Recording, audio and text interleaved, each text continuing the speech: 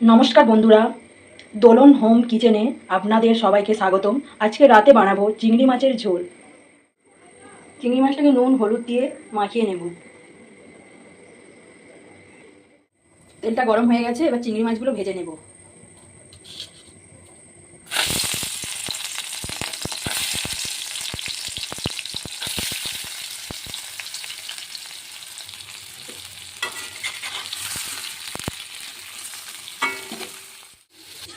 চিংড়ি মাছটা আমার ভাজা হয়ে গেছে, এটা গরম হয়ে গেছে।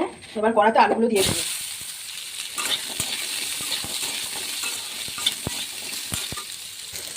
আলুগুলো ভাজা ভাজা হয়ে গেছে, আর কুচিয়ে রাখা পেঁয়াজগুলো দিয়ে দেবো।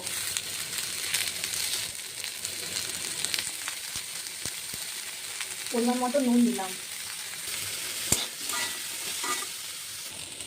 আলু পেঁয়াজটা ভাজা ভাজা হয়ে এসছে, হলুদ গুঁড়ো দিয়ে দিলাম, লঙ্কা গুঁড়ো দিয়ে দিলাম। এরপর দিয়ে দেবো কুচিয়ে রাখা টমেটোগুলো, দিয়ে ভালো করে একটু কষিয়ে নেব।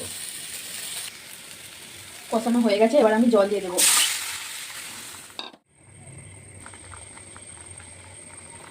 ভেজে রাখা চিংড়ি মাছগুলো দিয়ে দেবো।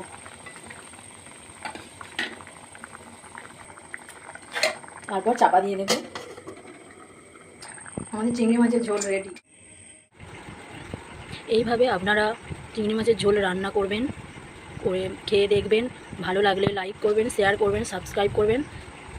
ভালো থাকবেন, সুস্থ থাকবেন।